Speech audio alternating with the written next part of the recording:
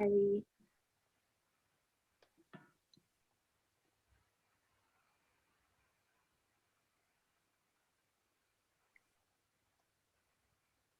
Fabulous. Okay, so I think we are live now. So welcome everyone to another episode of The Evidence. Before it was my weekly story, now it's literally just a monthly story. But nevertheless, we are still grateful and we are still blessed that we are able to, gather individuals to share their testimonies and to share what God has done through in their life in a specific theme each month as well. So this month we will be talking to individuals who are key workers in the healthcare sector. Um, we have been blessed to have individuals that are so passionate to take care of people, especially during this pandemic. Um, I don't know about the US, but in here in the UK, we used to have, or I think we still have, the clap for care workers or something like that. And yeah, it's just to give the appreciation for you guys. And yeah, so without further ado, let me introduce the team for now. Natalie, and then Craig, and then I'll go. Down. Hey guys, welcome back to another session. I'm Natalie from the northwest of England. Hey, I'm Craig. Good to see you all again. Well, I can't see you. You can see us. But God bless you all. From the West Midlands. The middle's always the best. So God bless you all. I'm so glad you did do the little finger thing that you did. That thing. I should not mention that. But yeah, also we say hi to Douglas. He's not with us for now, but we welcome you as well. And he's behind the scenes. Well, he is on the background. But yeah, we want to introduce you guys to our panelists for this evening. We'll start with Nicholas, Dara, and Jonathan. Tell us about yourselves, where you work, what do you work as, and So hello everyone, my name is Nicholas Smith. So I work as a registered nurse. I started about almost 2 years ago, and I work in Florida in the United States. Okay. Hello, my name is Dara, and I live in Norwich at the moment. I'm a medical student in my final year, and yeah, originally from London, Southeast London. Thank you. I'm Jonathan. I am from, West Midlands. Loud and proud. It's where kings are born. That's it. That's it. I'm a paramedic. I've worked with West Midlands Ambulance Service for 4 years, 2 years as a registered paramedic. And yeah, love it. Wow. Thank you. And yeah, looking forward to your testimonies, guys. So before I head into, I give the spotlight to Nicholas. I just want to remind everyone, if you want to contact us and you want to reach us and share your testimonies, feel free to reach us on all our social medias, on Facebook, on Instagram, TheCommonRoom.hub. I don't know why I'm stuttering.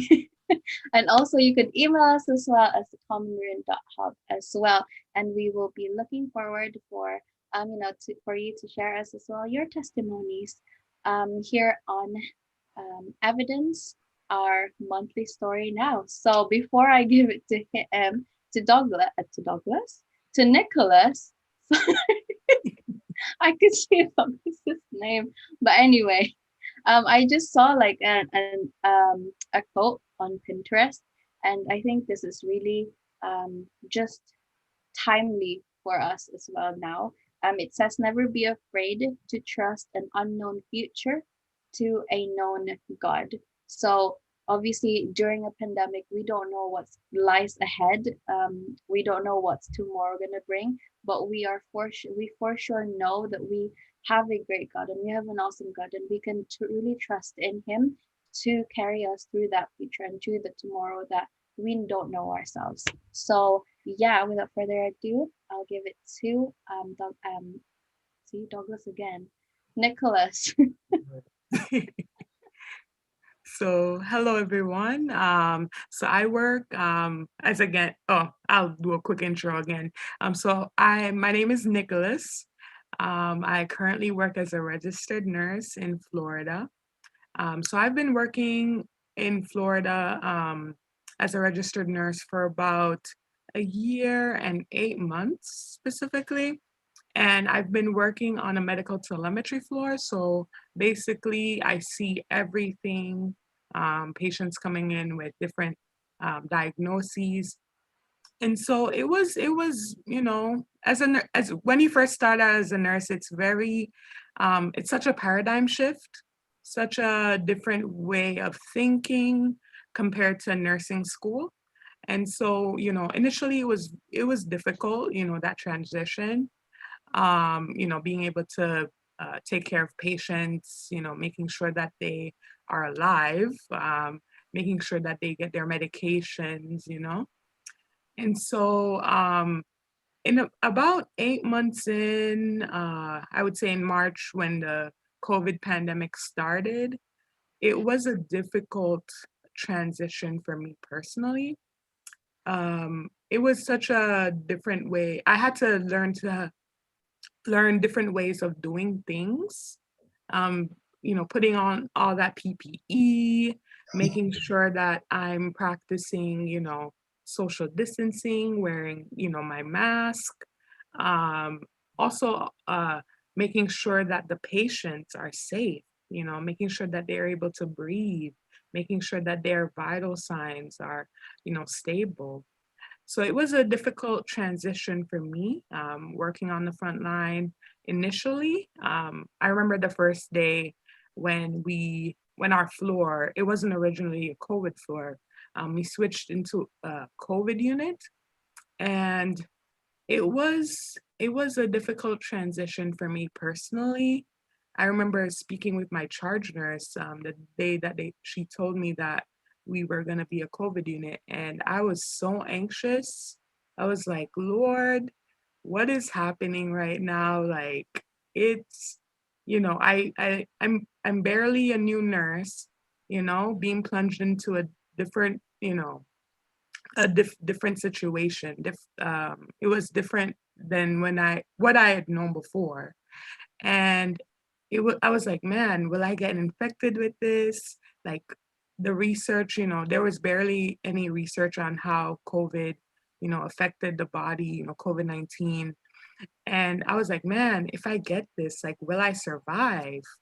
And, will I be, even though I'm young, even though I'm relatively healthy, like, will I be able to, um, you know, not be symptomatic as the patients that I've been seeing as well? And it was difficult. I would say that was the worst part for me, the worst part of this, when the pandemic started.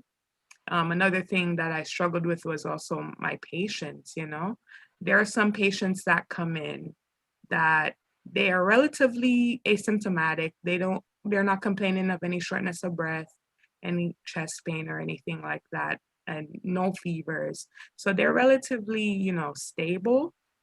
But sometimes there are some patients that, even though they come in asymptomatic, they change in such a relatively quick time.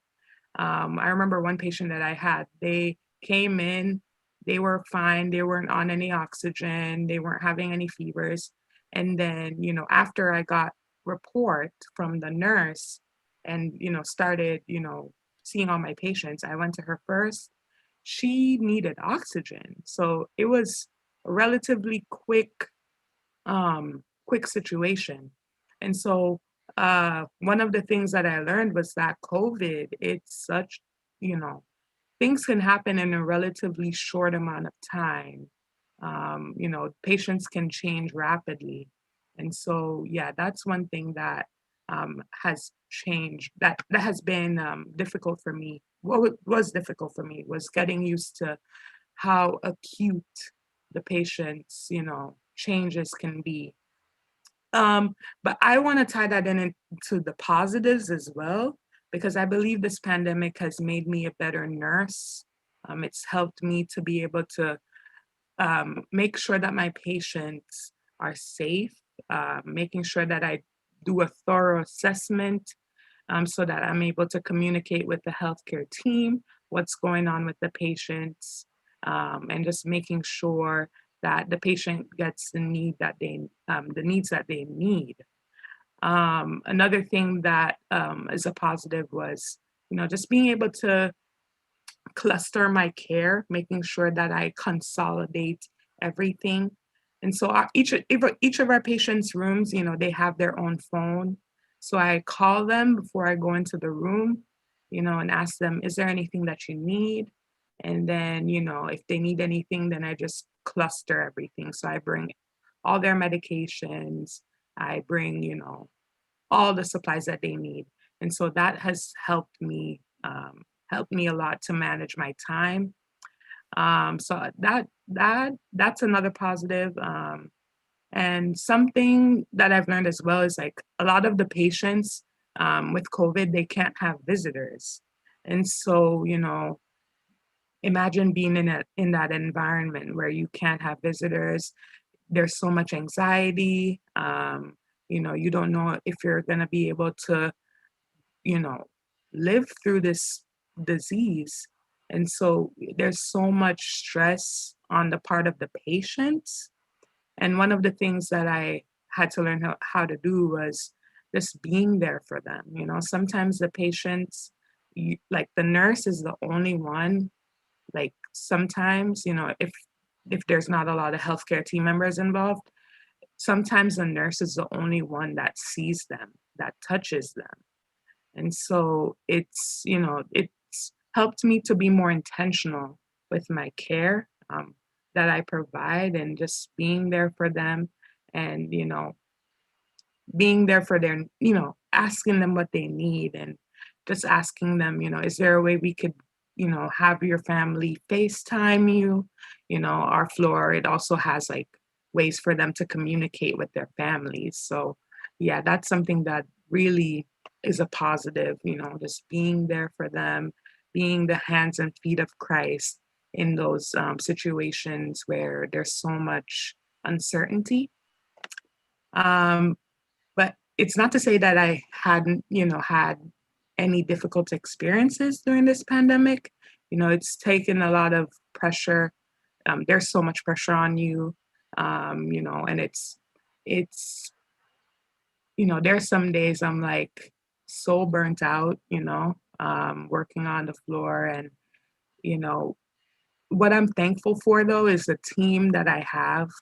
I'm always appreciative of them, even though, working in the hospital is such a high stress environment. I think all of us can attest to this, but having a good team and, just prioritizing really helps to take that pressure away, and, asking for help when needed, and my number one philosophy is just making sure my patients are safe. Making sure that they can breathe, making sure that, they're not in any severe pain. So making sure that they're comfortable, that's my number one thing. And I don't want to take up too much time, but I want to leave a public service announcement, especially for, especially living in the States where there's so much misinformation about COVID, so much misinformation about, how it affects people, how, ways to prevent it, wearing masks, social distancing. So I would say definitely my message for those who don't take this virus seriously is to take it seriously. I personally experienced COVID, about 2 weeks ago. I got COVID. I believe it was from work, but yeah, it was a difficult situation. Even though I did retested and I came back negative, praise the Lord. But yeah, for those, I was experiencing muscle aches and fevers and just fatigue and, loss of appetite. Even though I'm relatively healthy, COVID, I read an article somewhere, it can affect, it affects the lungs in a similar way to someone who smokes, and even in asymptomatic people. And so, and it can cause like blood clots and different, it affects the body in so many different ways. So, even if you're relatively healthy, just make sure that you keep yourself safe, wash your hands, social distance. And yeah, just making sure not only for yourself, not only, keeping yourself safe, but also for those who are more at risk, those who are older, those who have, underlying health issues. And so definitely for them, keep yourself safe, keep them safe as well. And yeah, but overall, I would say definitely working on the front lines is such a blessing. It's such a blessing, just being there for people who are in their lowest moments. And, working on the front lines during this pandemic has really shown me the efficacy of prayer, and on my floor, we always start out with prayer, asking God to lead us, to lead our hands and to be with our patients. And so, that's something that has helped me a lot, is to, cast all my burdens on God and know that whatever I do throughout the day, that I'm doing my best, and to be patient with myself and to utilize my team, when things are out of control, when things, are out of my scope. And so that's what I'm grateful for. I'm grateful for the opportunity to take care of people and just working with such a dedicated team. So that's all. That's all I have to share. And thank you for that, Nicholas. Thank you. I have a lot of friends, to be honest, that are nurses, and seeing them to have so much compassion to other people, to, to look after the ones that you don't even know, like perfectly, completely strangers, but yet you're there treating them like one of your family. I believe that nurses and all other healthcare workers have the biggest heart in any job there is. Well, but yeah, definitely really inspiring of what you guys do, especially in the wards. I don't know what's happening in there, but I know there is, such an overload that is happening at the moment because of this pandemic. But with that said, sorry, I was just gonna add to what you're saying. I feel like you have to be a special person to be a nurse. Definitely. Not saying that the rest of us aren't special, but I know for a fact it's a job I could never do. And I think I'd wake up every morning and I dread going to work, mainly because I hate sickness. I hate it on myself. I don't like it on other people. So when other people are ill, I'm like, oh. But then just knowing that this virus is so contagious is quite frightening. And for the fact that you have to be there taking care of all these patients who have the virus, which you could catch, which you did catch, and yet every day you're still I'm putting myself aside and just looking after patients, looking after them. That's my main priority. And I think it's such a selfless job, which I guess makes me just look at myself you're not a nurse, but what are you doing for other people? What are you putting other people first, just in your daily life, whether you're getting paid for it or not? Do you know what I mean? So yeah, thanks for sharing. Right? Michael. Oh. Yeah, no, I'm thinking, when we think of America, the big hospitals and all the great stuff that goes on out there. Mm. And COVID-19, it's just affected everyone. You said, Nick, that this was like, it's like you've been thrown in the deep end. You've started in a pandemic, in a situation. Would you say that this situation's made you stronger, though? Definitely. I would say, definitely it has made me stronger in many different ways. It's taught me how to, just be less anxious. Because when I started out in nursing, I was very anxious about just different things, about like prioritization, number one, like, there's sometimes when I come in, I'm like, oh no, like, what do I do for this patient? Like, they're going through a lot. They need a lot of care. And it's like, what do I do? What do I do? And it's like, that would cause a lot of anxiety.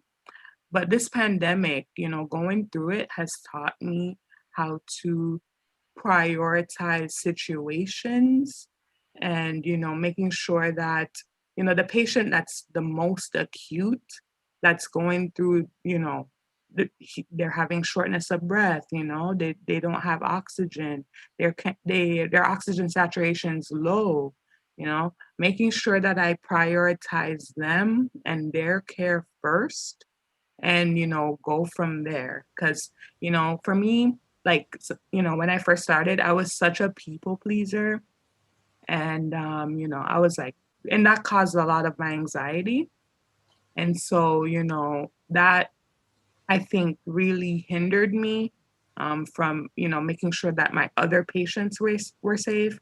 But this pandemic, it has taught me that a lot of the things that I was having anxiety about, I shouldn't have had anxiety about. And it's helped me to become stronger, especially mentally. Because I think,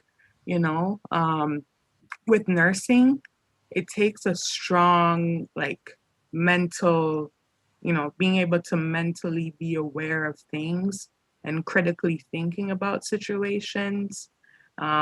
So that really, going through this pandemic has helped me in that area, to critically think and to prioritize, this is the patient I'll see first and we'll go from there. And, if, even though that patient wasn't able to get, their ginger ale or something like that, that's not a high priority. Like, the fact that I'm able to help someone who's sicker, who's, more acute, really helps, it gives me fulfillment. Excellent. Thank you. Thank you. Someone on the comments said, beautiful testimony, Nicholas. Thanks for sharing. Definitely is. Yeah, I love it's just I believe that being in a care sector is the most rewarding job probably. I work in the care sector as well, and for me, it is definitely the most rewarding job out there. Just to see, people that you're not even related to, be to have that connection with them, to relate in a way, and to care for them, and to tend to their needs when in their weakness, literally gives a sense of belonging and sense of probably just more rewarding to me, to be honest. And yeah, we salute you, nurses out there. I am literally just praising God that He has given each and every single talent to the nurse, to all the nurses out there, to be able to be other centered and to care for. Because sometimes you guys are the second doctor or even the first doctor, because you guys are just out there and just but thank you, Nick, for sharing us that testimony. On the other hand, Dara, you are a student doctor or Yeah. yeah, what is it like, share us your testimony. What is it like to be a student and not to be fully out there yet, but to just observe in the in the background? What is it like to be a student doctor at this time? Firstly, I'd just like to say thanks for obviously being on here and just being able to share what it's been like. And thank you, Nicholas, as well, for sharing exactly what you've been through, because everyone's already said already, nurses do quite a lot in terms of their one-on-one care with these patients that are like positive for COVID. As a healthcare student, specifically like a medical student, I think it's been a very interesting time, to say the least. And I think I'll be honest in terms of how I felt, because I feel like a lot of people would have felt the same way as me as well. I started my final year in September, and I'd taken a break from my studies around the year before. So when the pandemic actually started last year in March, a lot of my friends, they were already in their final year doing placement, and some of them were actually taking up the opportunity to go and help out on the front lines. But because I was all caught up with what I was doing then, I didn't really get exposed to it at that time until when I then started my final year in September, because in a way you can't really run away from it that much longer. So I started in September, and how my course goes is that we have 20 weeks worth of placement from September to December, have a little break for Christmas, and then you go again for another few weeks until we have our final. So I'm still in the middle of placement at the moment and finishing soon. In terms of COVID, when I first started, I had like a GP slot, so working in general practice, which is quite different because you're not necessarily seeing people with COVID, because a lot of the ways in which the doctors are doing their things in the community now have changed, because they're pretty scared in terms of catching it from the patients or maybe giving it to other patients. And so they moved on to doing telephone consultations, which was quite a new thing for me because I'd never had to do that before. You usually just see the patients come in, you talk to them, and then you help them out, even if some of them just want to come and have a chat with you because they're going through something. So this is like a new skill we had to like learn now in terms of talking on the phone and talking to these people who are clearly quite scared about what it is that they're presenting complaint is, and you trying to keep them calm and try to understand maybe what is going on and then give them a management plan. For me, that was quite tough because you're really put out there into the deep end, but a different way, because you're not necessarily seeing someone who could be positive, but you have to make the decision as to whether or not you feel comfortable to let the patient go with the advice you've given them, or you feel like they need to come in and then like actually assess them properly before you move forward. I think overall that was very useful for me at this time. So it was a good thing to take away the fact that you lose the ability to be able to just see people and diagnose them straight away with whatever they come with. So moving into like secondary care now, going into the hospital, I moved around quite a bit in terms of working in the acute settings. So for example, A&E, and then working in like the medical assessment unit where people have just come in from A&E. Here I was able to see how the doctors move around. Someone comes in, okay, what's going on? Have you got a cough? Is it a chest pain? And then trying to see, okay, what is going on? I think seeing that, it was very interesting to see how doctors, a lot of them try not to put the fact that COVID was a thing in their heads, because if you do, it stops you from giving the patients that come to you the adequate care and help that they need, because you just have to put yourself there and try to put it at the back of your mind that this person could potentially have COVID and pass it on to you. But for me, I thought it was still kind of scary because the fact that I'm a student, yes, and I'm in this like frontline setting, but I also have to then go home to my housemates and hopefully then want to go home for Christmas, and you're then scared in terms of passing it on to more vulnerable people. And I think that for me, it was like a really big aspect of the fact that you're on the front line. The fact that even though I'm a young person and I'm probably not going to be as ill or badly affected by it, I could potentially pass it on to other people that would be negatively impacted. And so I think just before the Christmas break in December, I actually had I got moved to a different ward, and they were like, yeah, this is a COVID ward. So, and I was like, oh, damn, a COVID ward. I don't want to be here. Like, I don't want to catch it. I've been running away from it all this time. What's going to happen now? And I was there for a grand total of about a morning, because I was literally so scared that I don't want to catch this virus and then go and give it to a family member at home, and all of that, like sort of palaver. But they were like compassionate and say, okay, if you want to work in a different place, we'll let you like work there, just so that you can minimize your risk of then passing it on to your family over the like break and whatever. So I was able to like hide away from that at least. But even still, you can see the effects of the fact that on the ward that I was then eventually placed on, you can still see the effects of the fact that COVID, there were loads of cases rising in the hospital. And as healthcare workers, whether it's nurses or doctors, when they come in contact or they become positive, it means that everyone they've been in contact with also then has to go into the isolation. And it puts so much pressure on everything else. And so even now, even though I wasn't necessarily working with positive patients, I'm having to really step up and actually now start working and not just be monitoring people or like shadowing doctors. Because if they went, at a time, there was one doctor with 18 patients on a ward.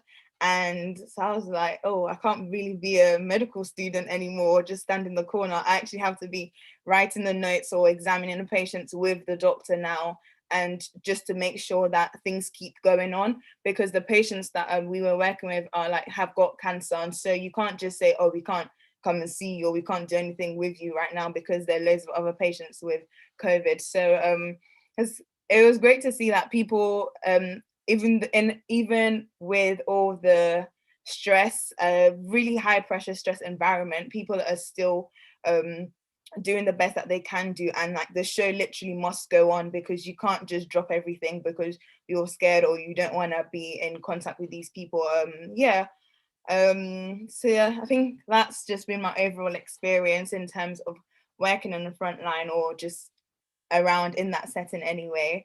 The fears associated with it and the positives as well in terms of how it has changed healthcare. But I think after going through this now, I'm excited and a bit nervous as well to see when I do have to, obviously I can't choose where I decide to, what ward I decide to be on when I start working in August, but just knowing that even within the setting, there are loads of people that you're all in the same boat and they're all motivated towards the same course as well. And I think that makes it a lot more worthwhile. I think that's all I've got to say. Thank you, Dara. That is really so inspiring again as well. It literally inspired me when you said that the doctors don't even think that if the person, or even nurses, if that person has COVID, because the main goal is to get there and to treat them as soon as possible, whether or not they have or they don't have COVID. So that's literally just inspiring. And we in the UK, I don't know about the US, but in the UK we have, I think in the hospitals they have green wards and red wards, and so having to to see that kind of level of difference in the ward is still, you can still feel in the green wards, you could probably still feel the strain of this pandemic, even if you don't deal with it, and so much more with the red ward. So having that fresh eyes though, Dara, I have a question. Like having to go there with the fresh sorry, Natalie. So with them like fresh set of eyes, being a student, how are the NHS really coping? Like seeing Sorry to I'd put you in the spotlight. I think they're really trying the best that they can with what is out there, because as we know that the NHS, they really do a lot in terms of trying to help and provide this healthcare service to everyone, which is like free at the point of delivery, which is really great because a lot of countries are just not like that. And I think that puts a lot of fear in terms of people then wanted to like come up and say, yeah, I've got this problem. They're more likely to want to stay at home until things get really, really, really bad. So how is it really? I think it's when you are in the hospital, you can see that the cases are going up. You can see that, okay, there's not that many beds in ITU, or the ones that are in the intensive care unit, they are like, they've got the COVID patients. Yeah, and you can see how stressed everyone is, and like overall morale, how people are just feeling.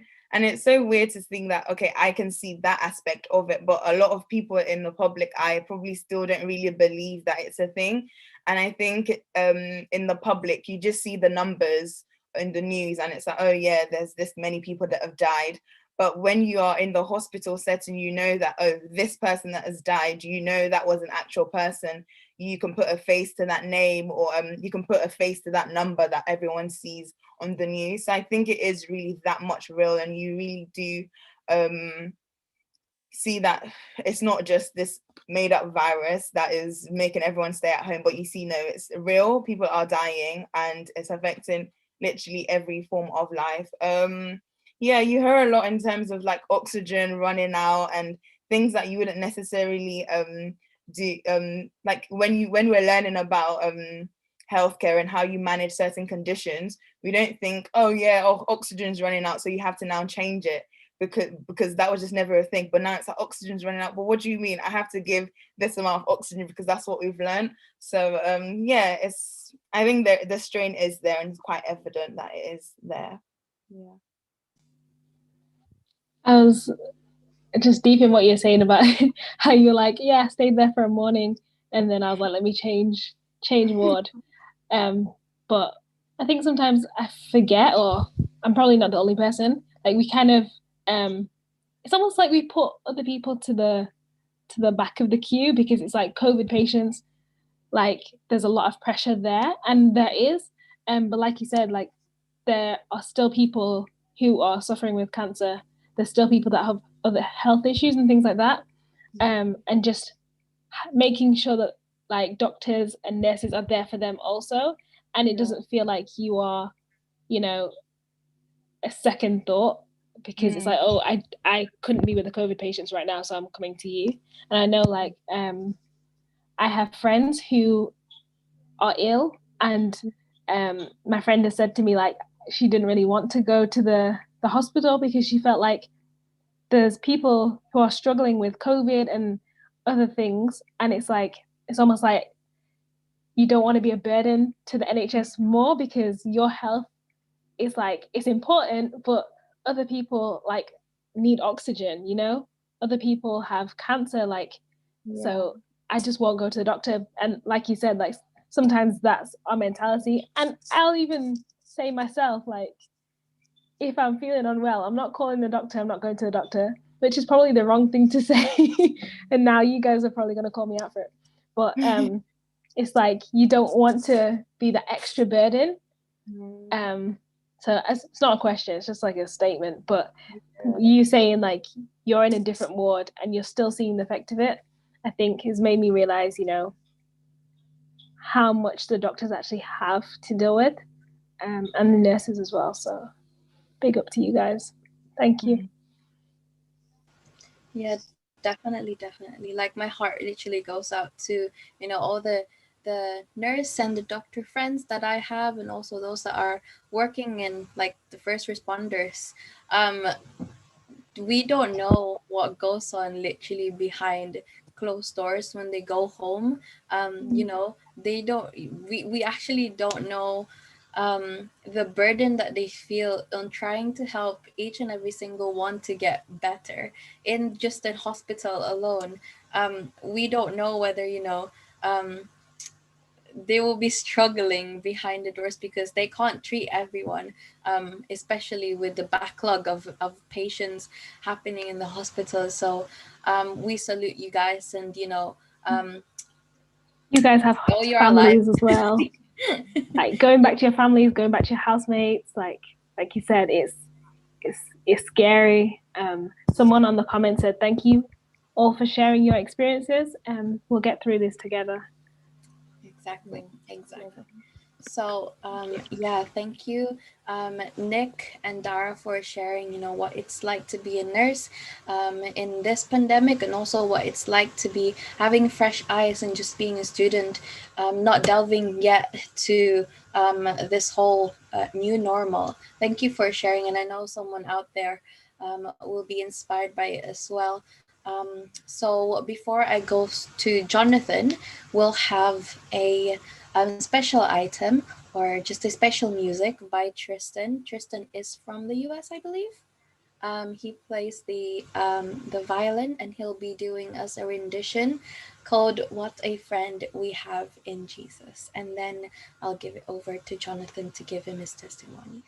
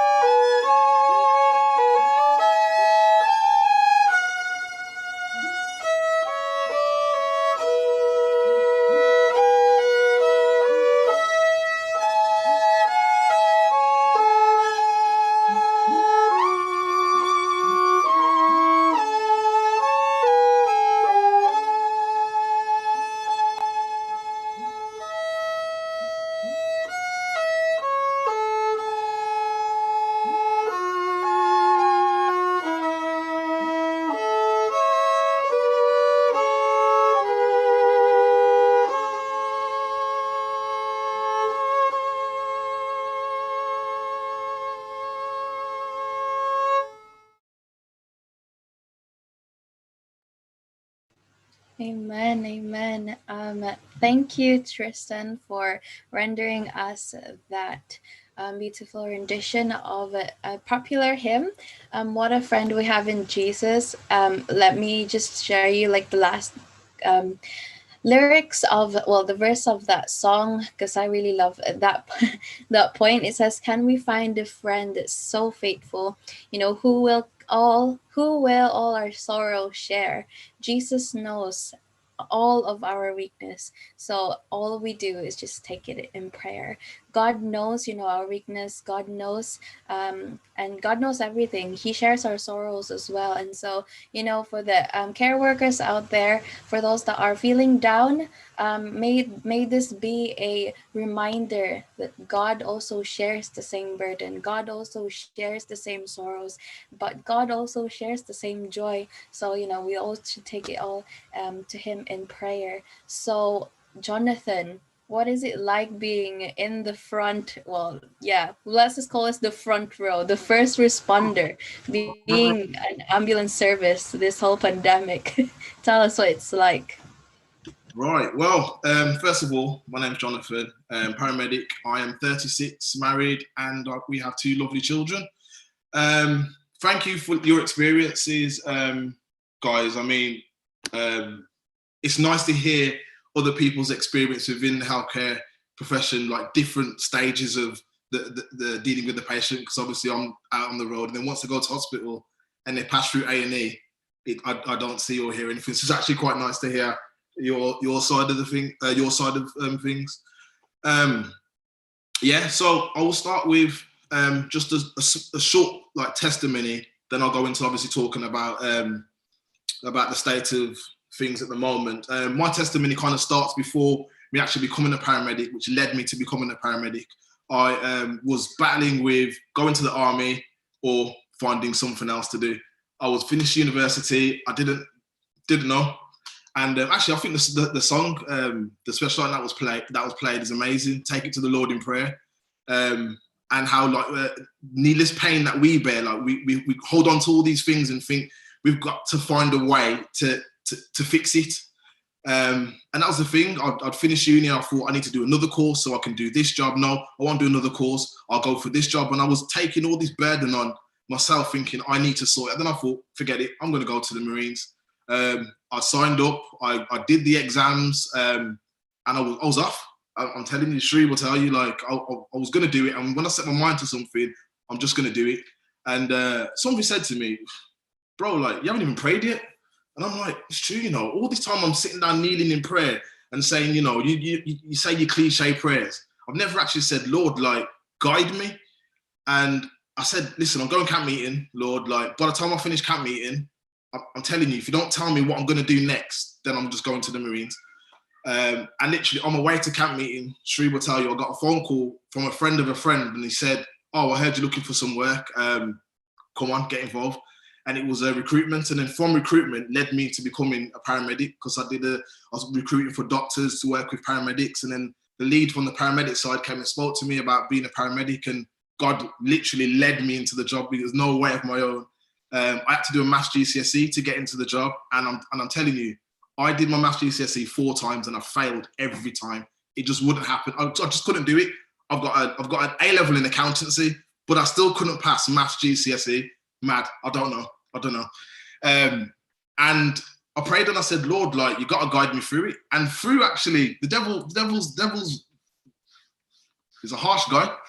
During me doing my GCSE and studying, one of my dogs, I don't have that dog anymore, bit my finger on my right hand, and it bit quite bad. I was in hospital for 5 days, surgery, all sorts, everything. Still haven't got full good movement. The right hand, which I need to write in order to study for this maths GCSE. When I was off from studying, it must have been about 2 months, and I had 2 months after to study for the GCSE, and I prayed about it, and God passed the exam. I'm telling you, it's nothing to do with me.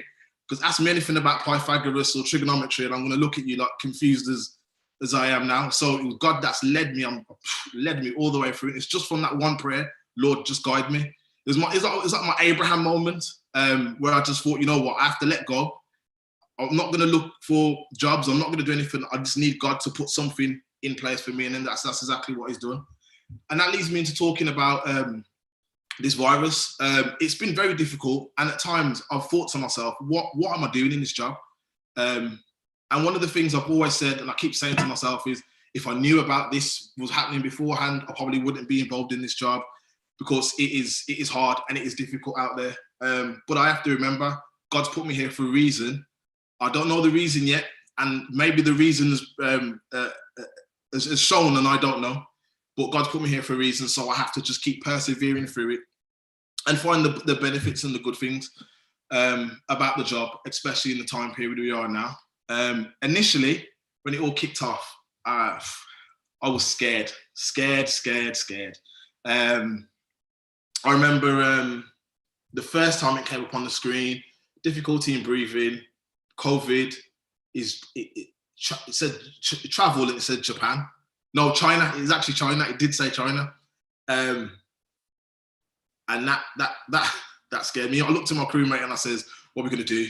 What are we gonna do?" And then control comes on the radio and it says, "Listen, we send you to a Category 2 job in this area. You're however far, and it's possibly this COVID." Now, I don't know about anybody else. You know, you're on social media and stuff. When they started talking about COVID, they were taking pictures of people just dropping down in the street, and it was like people are just dying, and like you see people in white suits walking around the streets of China, and I'm like, oh my goodness, like this is what they're sending me to, really? And I'm sitting there thinking every excuse. Let me call control and tell them I've got kids. Nah, they're not going to be interested in that. Let me call control and tell them I need to tell them something to get me out of this, because I don't really want to go to this job. And luckily, we got stood down from that job into another job. But things have changed now in the sense of almost every patient is technically a COVID patient. Every patient's possibly got some level of difficulty in breathing, which they're going to attach that to possibly query COVID. And it's almost normalized now. For me, at first, it was scary. Like Nicholas is putting on all this PPE. We've got FFP3 masks. We've got clinical masks. We've got these hoods with respirators. And I'm looking at which one do I put on and when and how and what do I do? And for different types of jobs, you put different types of PPE on. And it was, at first, it was very daunting, very, very scary. Didn't know what to do. I was feared that I'd bring something home to the family. Obviously, having 2 young children, not knowing if it affects children, that was a major thing. And unfortunately, but also unfortunately, we ended up having the virus pass through our house. I was sick with I had the difficulty breathing, temperature, night sweats, etc. My wife had the loss of taste of smell, with a bit of difficulty in breathing, you know, general tiredness. Well, I say general tiredness, it knocked me out. And just to echo Nicholas's point, obviously, you know, yes, maintain your social distancing, wear your masks, just do what you know is necessary. But one of the things I think the NHS has kind of like strayed away from was the healthy living side of things. Us as Christians, as Seventh-day Adventists, we know, obviously, we've got a New Start and other acronyms that we use. We have many books, Back to Eden, Ministry of Healing. All of these books give us amazing ways for us to maintain our health by the foods that we eat. And I think that's the big factor. That's the main thing. So like not just drinking your ginger and your lemon when you're sick, having your ginger and lemon throughout the week, eating vegetables, fruit. Those are the important things. Vitamin D. We don't get much vitamin D in England. So go and get your supplements, your vitamin D supplements. Try to go outside and walk, run, do what you can. Other than, you know, just saying, I'm going to wear my mask, I'm going to wear my gloves, wash my hands, but I'm going to eat pop. I'm going to drink fizzy drinks. I'm going to eat crisp and not live healthily. So I think that's something the NHS kind of not really pushing forward as they were before. Was this the idea of healthy living? The NHS are, I would like to say the NHS are coping. Yes, it's busier, very busy, and it's a lot of strain on like doctors, nurses, us as paramedic on the front line. It's very difficult, but they are finding ways to cope. And what I think we need to remember is that there are more people surviving the virus than they are that are dying. A lot more. It's like 98% survival rate. So there are a lot of people surviving it. It's just that the people that do get sick can get very, very, very sick, and it can change very quickly. It can be, I've had difficult, like I had a patient, I'll give an example, walked into the house, difficulty breathing. You could see she was struggling. We've done all we've had to do. We've put needles, we've given drugs, we've got her on the chair, we're getting her down the stairs. We've then got her to the ambulance, and then all of a sudden, her GCS, which is her conscious level, just dropped. She wasn't talking, her breathing had become really slow.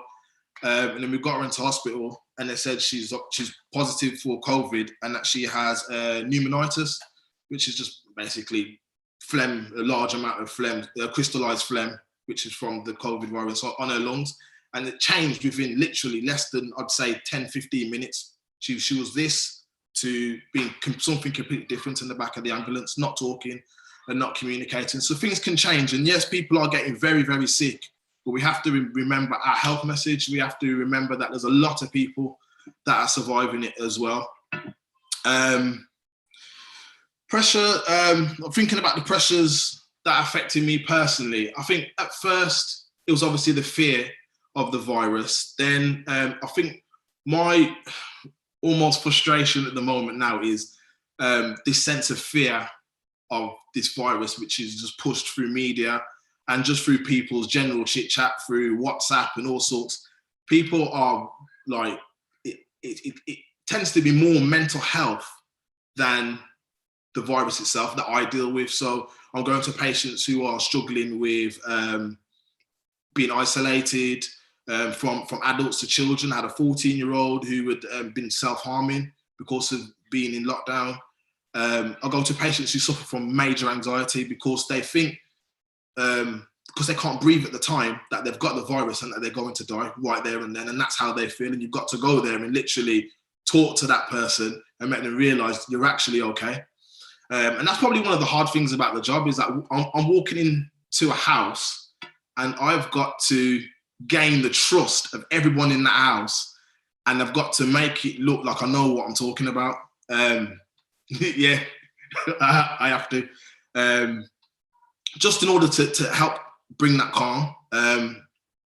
And yeah, so it's a lot of the time, it's a lot of mental health, a lot of people with anxiety that are struggling. We're getting a lot of calls for people who just have general difficulty in breathing. And unfortunately, that is one of the symptoms of having the virus. You are going to get difficulty in breathing. And at nighttime, it's going to get worse because your body basically shuts down, and the virus and all its symptoms will get worse at nighttime. So that's probably affecting me, is the frustration that I'm now not using much clinical skills. I'm using much more just communication and talking to people, having to calm them down. And it's not great sometimes, because as much as I like talking to people, to be honest, if I've come to you on blue lights, I'm hoping it's a genuine emergency and not because you're coughing a little bit more than you was yesterday. But I do try. I try, and we all try to be as positive as we can for our patients. One thing I have noticed, there is a little bit. So I wouldn't say, yeah, I'll go. Let's say prejudice regarding the virus. The whole, the BAME, Black, ethnic, minority, Black, Asian. I can't remember. Minority, ethnic. That's it. Got there. Yes, that there is this idea that it's those guys, they're carrying it, and I do hear that from patients a lot.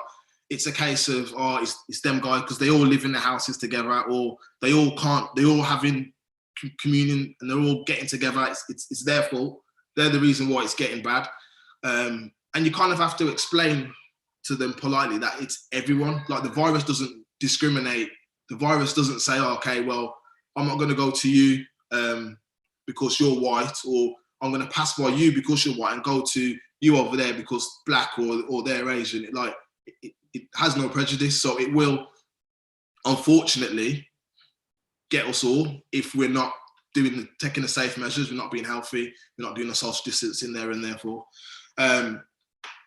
so there is a bit of prejudice, which I have to blame our media outlets for that. The prejudice towards Black and Asians and other ethnic groups because of the idea that we're the ones who are dying more than everybody else. But from my experience, I think I'm seeing, that's just me from what the jobs that I do every day, 6, 7, 8 patients that I see every day. I just see a mixture of patients, and they can be, some days it can be more Asian, it could be more Black, or it could be more white. So to me, I don't see what the media are pushing, but they can see the numbers. I'm not saying it's false. I'm just saying I personally don't see that. But yeah, there is a bit of discrimination, and the idea that obviously because me being Black, if you guys anyone didn't notice, I'm Black. That when I go to patient's house, they're like, "Well, you're gonna have the vaccine, aren't you? Because you need it, more or less." And I'm looking at them like,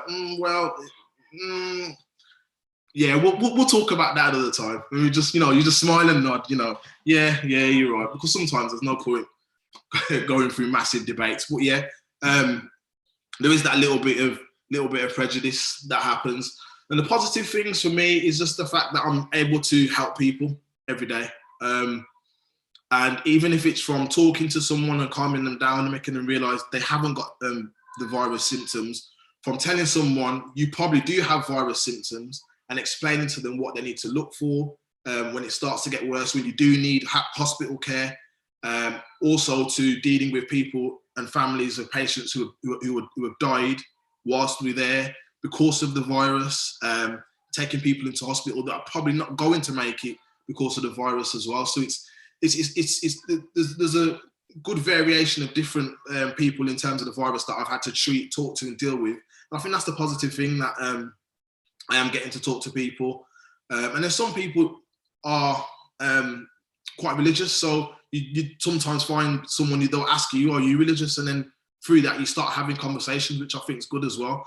And any little bits of conversation you can shed to them about the love of Christ, I think is always positive. Not every day, don't get me wrong. I'm not sitting on the back of the ambulance preaching the word 120 years like Noah, or 150 years. But I am obviously talking to people and having that communion, that communication. And I think that's one of the positive things for me. So yeah. The end, unless you want me to talk some more. You can if you want. Hey, Jonathan, I mean, look, man, the testimony is powerful. All of the testimonies have been powerful. The experiences are deep. You mentioned the thing about prejudice. And I remember when you was mentioning some stuff on Facebook about stuff that's going on out there. And my question is not just to you, Jonathan, but it's to everyone. Like, how do you deal with it? It's easy as a representative of the NHS. Jonathan, you come in as the ambulance service. Nicholas, you're a nurse. Dara, you're in there helping the doctors and everything. But like, how do you deal with it as a Black person coming in and hearing some of the things that I said? Nicholas, I've seen like videos from people in America, some of the nurses and the doctors, where they've been requested by the patient not to be served by a Black person. I don't know if you've experienced that, but I just want to know overall, how do you cope with it internally and what keeps you going? Some people would just say, forget this. Yeah, I'm gone. I'm gone to the military. Like, what keeps you going?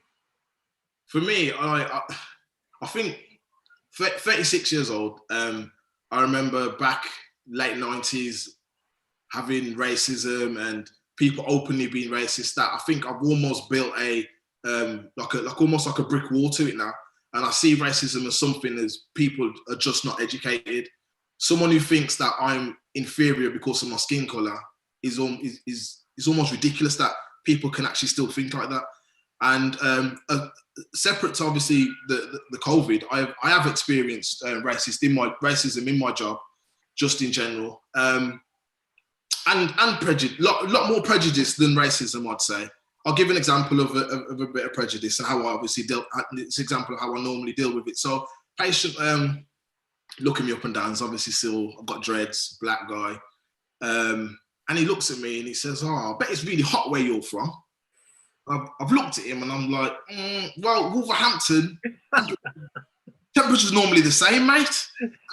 And Colin, that's literally how I have to deal with it. It's almost like it's like banter, fun, but I'm educating him. I'm letting this guy realise, obviously, I'm not from the Caribbean, I'm not from Africa, but I'm actually from Wolverhampton, and I was born and bred in Wolverhampton, and the temperature's actually quite normal in Wolverhampton, same as Birmingham, to be fair. So I think a lot of the time, I'm slightly educating. For example, a young man smoked weed, had what you call a whitey, face went white, started vomiting, ambulance was called, we turned up, and he's like, and I look in his bag, there's nothing in his bag because he's saying he hasn't smoked weed. My crewmate looked in the bag, had a smell, and he goes, "Oh, there's definitely weed in this bag, he must have had weed." And then he starts laughing, looks at me, and he goes, "Ha, you know what I'm on about." I'm like, no, I don't.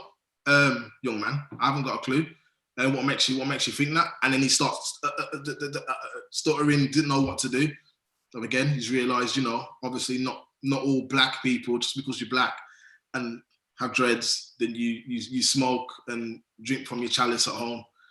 Not everyone's like that. So I think education, just letting people know, obviously it's not, that's not what it is, without being getting angry, because it's easy once someone's racist to you or prejudiced to you, it's easy for you to get angry because you're taking it personal. But it's not, they don't know you personally, they haven't got a clue. They've just seen a face and a colour, unfortunately, and they just link what they've learned or their understanding to you at that point, and you've just got to kind of educate them. Don't get angry, don't be aggressive, but just explain, this is what it is. And you have to judge the situation yourself. Because I think if you're getting an aggressive, angry racist, lock it off. I'm gonna go. I'm not having this. But if you get people who are pushing their prejudice or unsure and saying things that I don't think you actually thought about what you're saying before you said it. But let me try and help you out there in some way or some form. But yeah, that's my personal side of obviously dealing with it. So you see it as a way of educating them and helping them understand. Yeah. I think that's powerful. That's powerful. Dara, Nick, what experiences, what have you gone through? I'd agree a lot with what Jonathan said. A lot of the time, I think I've had to just let myself know that a lot of the time the way they react or behave towards you is not a reflection of just you, but just because of what they already have, their preconceived ideas. And it's always that weird comment that they have with you in terms of, oh, where are you from? Where are you really from? And I like to play the game with them. I'm like, yeah, I'm from London, because I know that's not what they want me to say. They want me to say Nigeria. And then when I say that, they then say, oh yeah, I've been to Tanzania or something like so random like that. And I'm just, but I try not to take everything to heart, because if you do, you're gonna be a miserable person. Sometimes I see it as they're trying to maybe try and have that type of connection with you, or try and say, okay, they can sort of understand to an extent. And so it comes out in different ways. But as Jonathan said, sometimes you just not taking it to heart, and then maybe if you do have to speak up and say something, you just have to say it in that way, because you have the right to be in the position that you're in. You've gone through school or uni, you've done the degree to get to where you're at. And if they don't want to see you, or they don't want you to be the one dealing with them, you've got to let them know, okay, this is what it is. If you would not like me to be the one tending to you now and then, someone else can come and do that. But that you might have to wait before that happens. But just to let you know, I am capable of actually doing what it is that I need to do. I think as I obviously get into the field a bit more, there might be more. I don't think it's something that's ever just gonna end, just because that's how people are, and the human heart is wicked in that way as well. But just try not to take it too personally. Thank you. Yeah, I would definitely agree with what both of my friends said. Because I've experienced it in the hospital as well. mostly because of my sex, because in nursing there's mostly female. But yeah, I've been told, I don't want you as my nurse. I prefer a female as a nurse, because of, my culture or, my religion and stuff like that. So they're more comfortable with female nurses. And so, what I've learned, yeah, as everyone said, like, don't take it to heart. It's not your fault.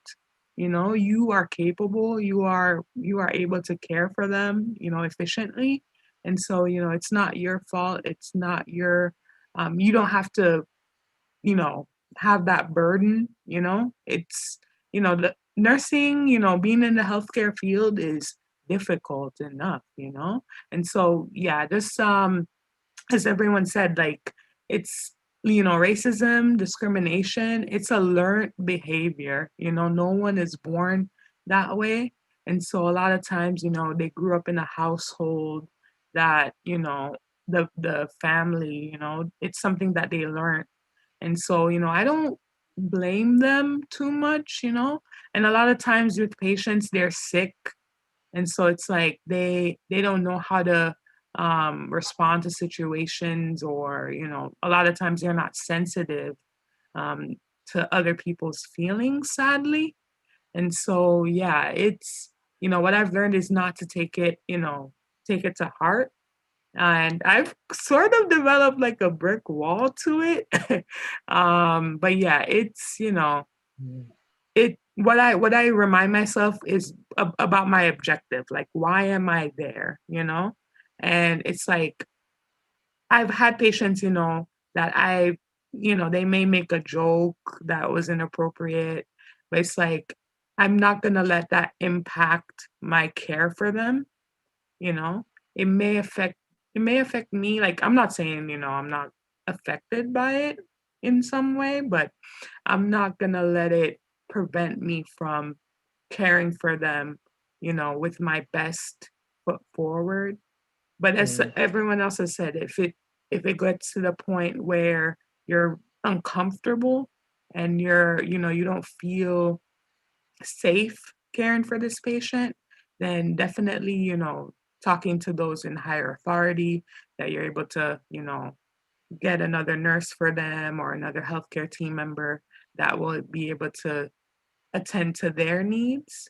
But yeah, if it's like a minor thing, well, not minor, but if it's not like escalated to that point, then I'm gonna provide the same care, to you. It doesn't matter if you're straight, gay, if you're black, white, like, we're called to serve, and it's not up to us to, you know, say, how they will respond, or, yeah. Well, if I ever have to have an ambulance come to my house, Jonathan, I hope you're the man that comes. If I ever need a doctor, Dara, I hope you're the one there. And if I'm ever in America, for some reason I end up in a hospital, I hope I'm in Florida, and Nicholas, you're the man that comes and looks after me. That's it. I just want to say, like, the level of maturity that you guys approach this, it's a testament, it's a witness, I believe, not just to the people that you're reaching out to, but the people who are listening. That you're not just dealing with health, you're dealing with people's history, who they are, their makeup, and you're really trying to educate them in a number of areas. So I think it's a fantastic job you're doing. And in the midst of a pandemic, stay strong, man. Stay strong. Natalie, Denise, I'll hand over to you. I've got loads more questions, but I don't want to keep them away from the family. But your time's up. I was just going to say, I have a newfound respect for healthcare workers. Like, I respected you guys before, but now it's just, yeah. Now it's mad. Like, up. Yeah, and Dara, I know it's your final year. Keep going, because a 3-year degree for me, I was like, I'm bored. Like, this is long. Then you guys with your 5, 6, 7 years, and I'm thinking, what is going on?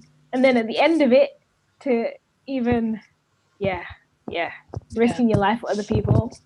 You guys, thank you so much. Like, we really do appreciate you.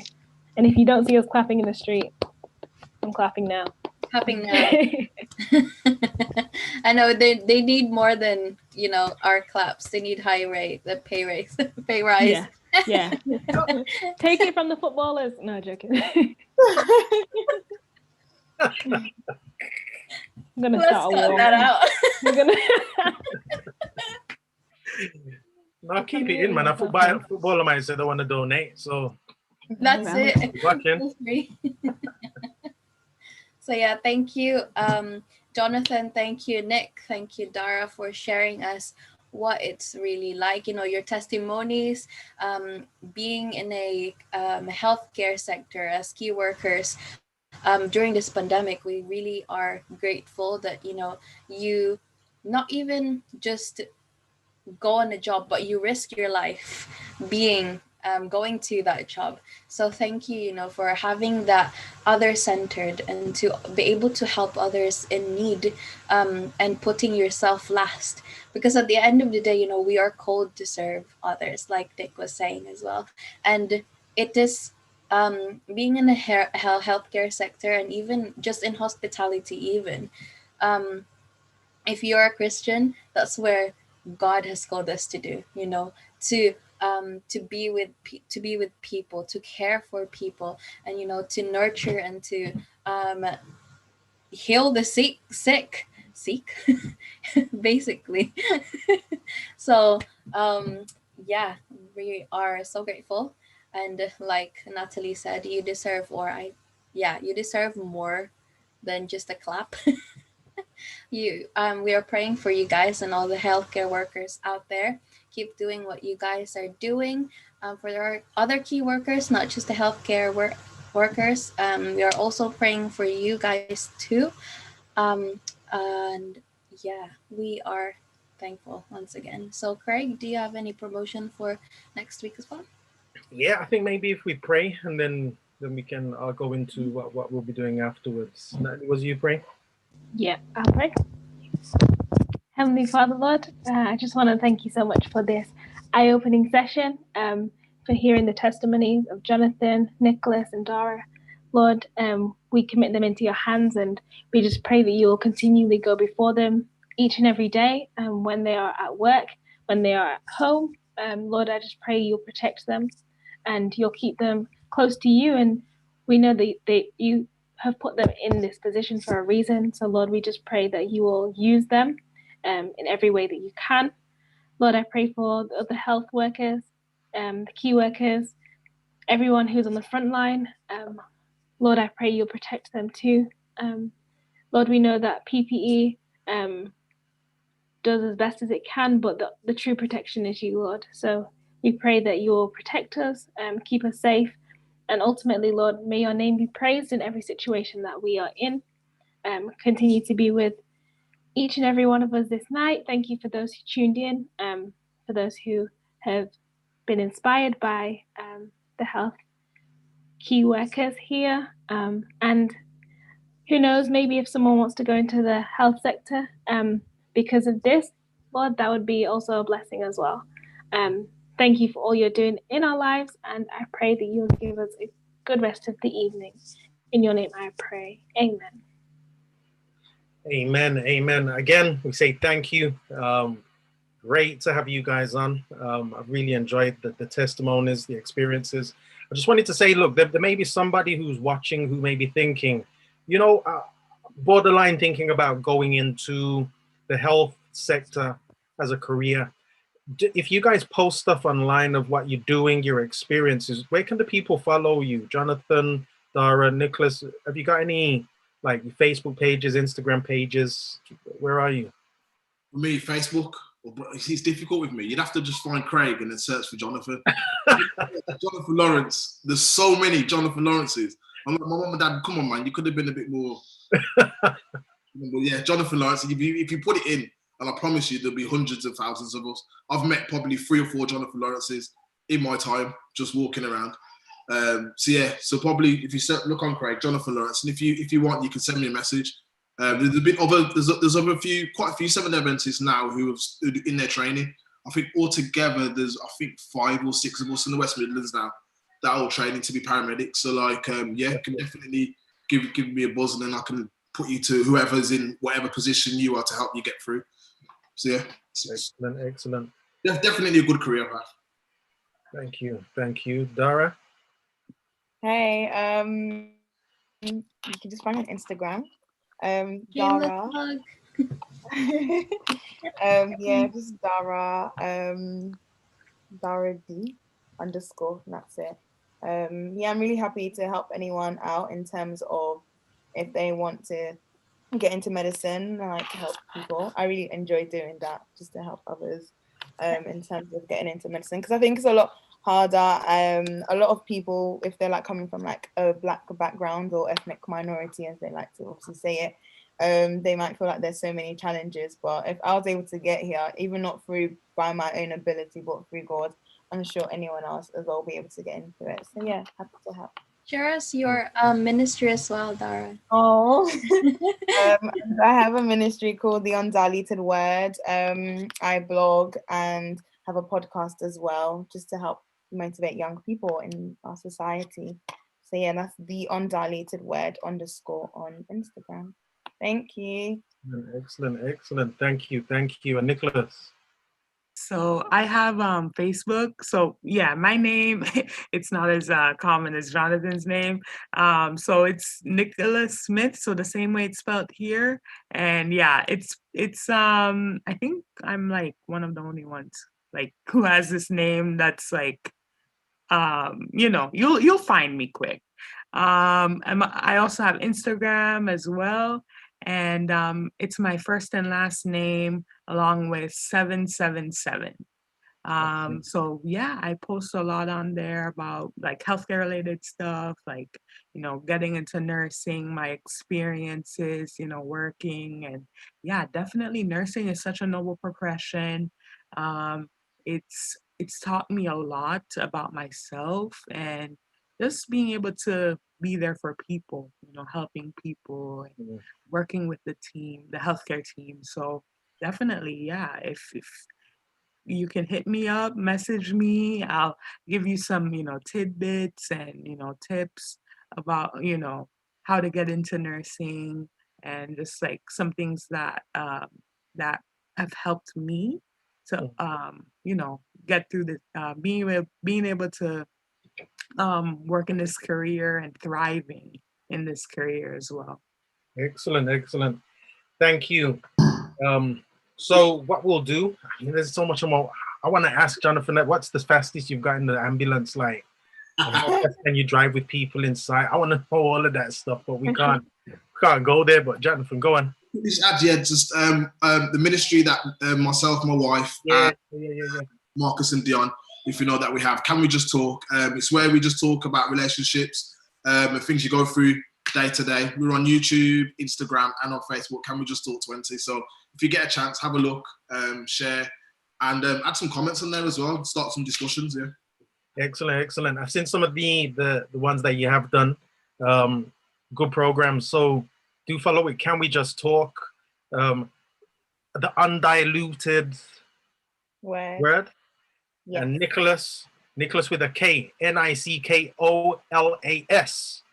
Thank you again. So what we've got coming up, as you already know, there's no program next week. Our next session will be the Common Room Connect. You might be thinking, why did I just raise my head up? I'm looking at my calendar. All right, I'm find the date. Natalie, do you want to set the date when the next TCR Connect is? I think you're better because you have the calendar. Yeah, no, it is the 25th. The 25th of Feb. Yeah, 25th of February, 6 o'clock, TCR Connect. Now, you might be wondering, what's Connect all about? It's in the word, it's Connect. The aim of the Common Room is to turn digital connections, those of you that are watching us right now, into tangible friendships. So that's what we really want to see happen. So look out for TCR Connect. That's coming up in a few weeks. Great place just to come, play some games, get to know each other on Zoom. It's not live streamed. Then we'll be having our next Let's Be Real session in the beginning of March, and then Evidence, March the 4th. So do look out for those programs as they're coming up. Keep in touch with us. If you've got questions, feel free to email us, contact us, get to us. and I've just seen Denise's hand go up. You've just, on I was the just on a March roll. before. I was on a roll. Go on. Yeah, just a month before we're doing the topic. I grew up without a mother, so that's definitely a very good and just a tribute for Mother's Day, to be honest. So yeah, it's gonna be a very interesting chat and discussion. So yeah, look forward to that. I think that one's going to be an emotional one. Yeah, I think I'm preparing some tissues, to be honest. The father one was the emotional one as well. The other one was deep. Yeah. So yeah, look out for that. We'll also be having a website up and coming soon. So if you want, watch this. Your mug. Watch that. Your mug. Denise let us down. Look Jonathan, at I saw you looked at the screen. Dara, you looked at the screen. Nicholas, you put a heart symbol up. If you guys want personalized mugs, we can work on that for you as well. For those of you that have come onto the program. Nicholas, you're all the way in America. Shipping, we'll figure something out. You can't say that to some people and not to everyone. You'll get a backlash. Okay, now's the time to end the live stream. Bye. Thank you guys for joining us. Bye. Thank